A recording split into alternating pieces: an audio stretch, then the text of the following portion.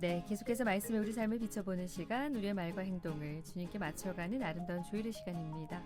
한낮의 큐티 이어가죠. 오늘은 동서대학교 교목 최민구 목사님과 함께합니다. 목사님 어서 오세요. 반갑습니다. 네, 반갑습니다. 이번 주는 좀 자주 뵙는 것 같습니다. 네, 그러게 말이에요. 네, 오늘 매주 금요일마다 함께하고 있는 이 시간. 네, 이 시간이 목사님 네, 원래 만나는 시간이고요. 자, 오늘은 어떤 말씀을 또 함께 은혜 나눌지 또 말씀에 기대함 가지고 시작해 보도록 하겠습니다. 이 시간은 고신 총회교육원에서 펴내는 월간 복 있는 사람 교재로 함께하고 있고요. 인터넷 검색창에 복 있는 사람 찾아보시면 오늘 말씀 본문 확인하실 수 있습니다. 오늘 본문 제가 먼저 읽어드리고 이어가도록 하죠. 오늘은 그리스도인 아내와 남편이란 제목이고요. 묵상의 말씀 베드로전서 3장 1절에서 7절입니다.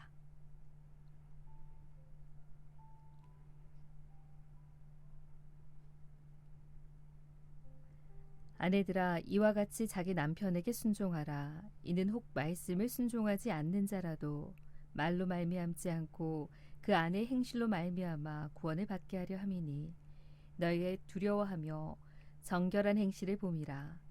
너희의 단장은 머리를 꾸미고 금을 차고 아름다운 옷을 입는 외모로 하지 말고 오직 마음에 숨은 사람을 온유하고 안정한 심령에 썩지 아니할 것으로 하라.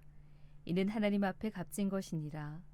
전에 하나님께 소망을 두었던 거룩한 부녀들도 이와 같이 자기 남편에게 순종함으로 자기를 단장하였나니 사라가 아브라함을 주라 칭하여 순종한 것 같이 너희는 선을 행하고 아무 두려운 일에도 놀라지 아니하면 그의 딸이 된 것이니라. 남편들아 이와 같이 지식을 따라 너희 아내와 동거하고 그를 더 연약한 그릇이요 또 생명의 은혜를 함께 이어받을 자로 알아 귀히 여기라. 이는 너희 기도가 막히지 아니하게 하려 함이라. 네, 오늘 묵상 노트 믿는 아내는 순종과 선한 행실을 통해 믿지 않는 남편이 구원을 얻도록 해야 합니다. 또한 그리스도인 남편은 아내를 동등한 파트너로 존중하고 귀히 여겨야 합니다. 이렇게 나와 있습니다. 네. 자, 오늘 그리스도인 아내와 남편이라는 제목인데요. 어떤 내용인지 좀 살펴보도록 할까요? 네. 일단 그 질문을 하나 드리면 여기 이제 자기 남편에게 순종하라 하면서 아내들한테 권면을 하고 있잖아요. 네. 네. 이 부분이 마음에 드세요?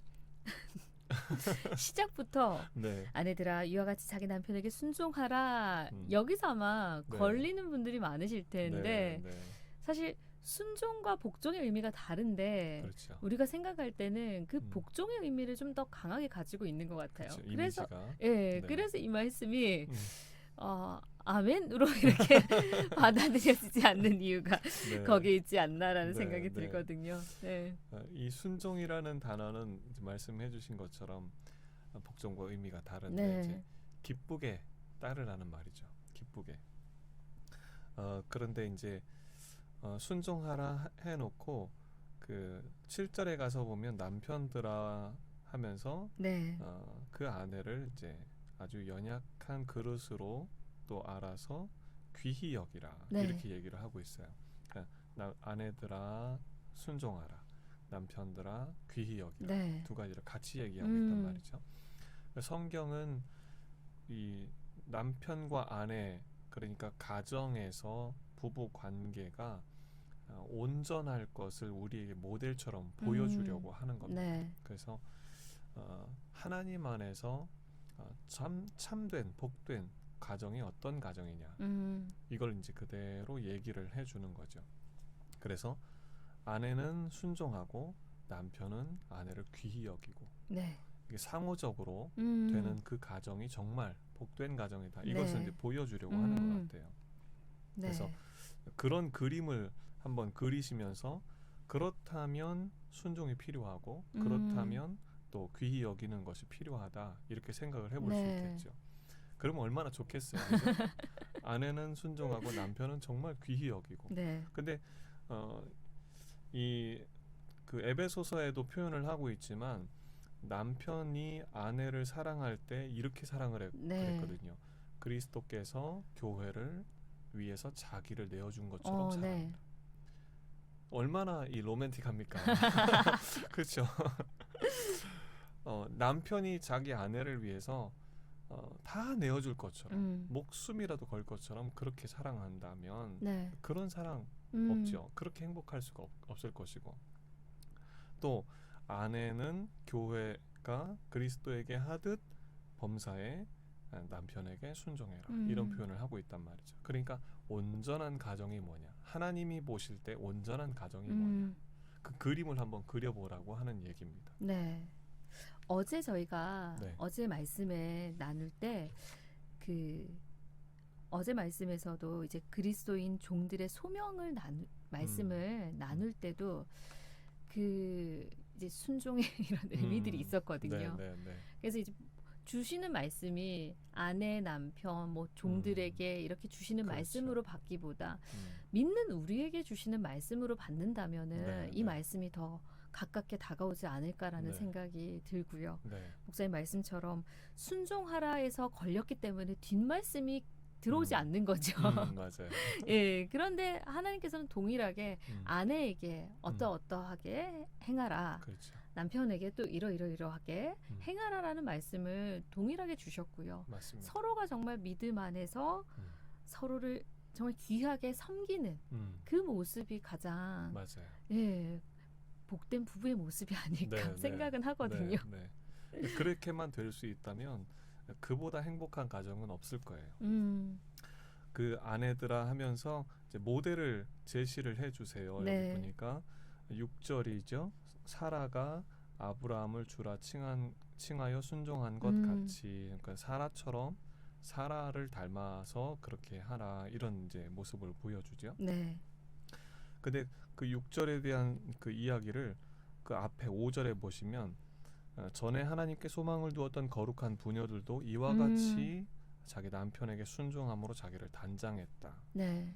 그렇게 이야기하면서 이 단장에 대한 얘기를 그 어떻게 단장할 거냐 하는 얘기를 그 앞절에서 네. 하고 있어요. 그래서 3절에 너희의 단장은 머리 꾸미고 금차고 아름다운 옷 입는 외모로 하지 말고 오직 마음에 숨은 사람을 속사람 네. 내면을 온유하고 안정한 심령에 썩지 아니할 것으로 그렇게 단장해라. 네. 이거는 영원히 가는 단장인 것이죠. 우리가 단장을 하고 유지만 할 수 있다면 영원히 가는 단장인 거예요. 그런데 머리에 뭐 뭘 꾸미고 금차고 뭐 옷 입고 이거는 엔트로피 법칙에 의해서 다 쇠할 수밖에 없고 시간 지나면 다 없어져 버리는 네. 그런 걸로 단장하지 말고 영원한 것으로 단장해라. 그러면서 사라처럼 그렇게 단장해서 사라의 후손으로 열국의 어미의 후손으로 그 믿음의 유업을 잘 네. 이어가라 이렇게 얘기를 하고 있습니다. 그러니까요. 사실 결혼하기 전에 이런저런 저런 조건들 많이 따질 때 외모를 빼놓지 않고 네. 따지잖아요. 네. 요즘도 외모를 많이 보고요. 네, 그런데 사실 살다 보면 외모보다 더 중요한 게 있거든요. 그렇죠. 근데 그건 이제 살기 전에는 깨닫지 못하는 것 같고요. 근데 오늘 말씀으로 주신 것처럼 영원한 것, 그 마음에 그 속사람의 온유한 성품이 얼마나 중요한가를 말씀을 또 해주시는 것 같고요. 네.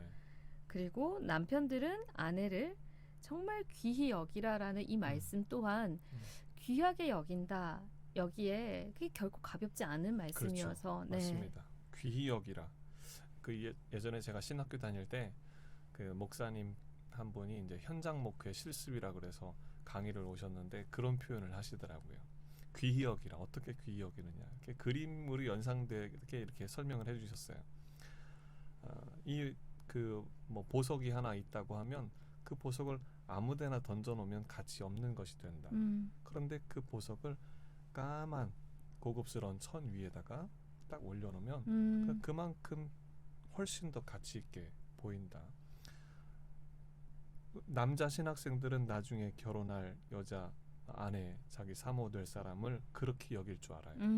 그 얘기를 하더라고요. 네. 이 귀히 여긴다고 하는 그림이 딱 저도 잊혀지지 않아요. 그래서 항상 그렇게 여기려고 노력은 하고 있지만 네. 잘 되지 않지만 그래도 하여튼 그런 마음으로 이제 대하라 이런 말이죠. 네.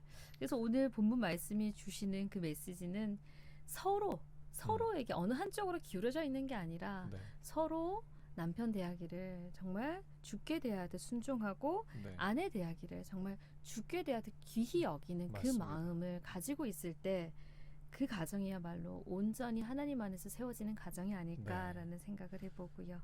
네, 오늘 그리스도인 아내와 남편 베드로전서 3장 1절에서 7절 말씀으로 함께 묵상을 해봤는데요. 주시는 메시지가 크네요. 기도가 막히지 아니하게 하렴이라 요 마지막 네. 문장이 나왔어요.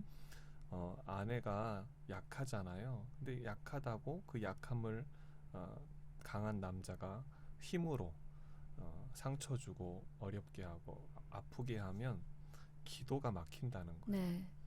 예. 아내는 하나님께 기도하는 사람으로서 약한 존재로서 기도할 수 있는 사람인데 상처를 가지고 기도를 하게 되면 축복의 기도를 할 수 없는 거죠. 남편에 대해서 상처를 가지고 하나님 앞에 기도하면 어떤 기도가 되겠어요? 네. 기도가 막힐 수밖에 없죠. 그러니까요. 네. 기도가 막히지 않도록 네. 하라라는 이 말씀 또한 기억을 해야 될 것 네, 같고요. 오늘은 목사님과 여기까지 이야기 나누도록 하겠습니다. 네. 네, 지금까지 한나지 큐티 동서대학교 교목 최민구 목사님과 함께했습니다. 오늘도 귀한 말씀 감사합니다. 감사합니다.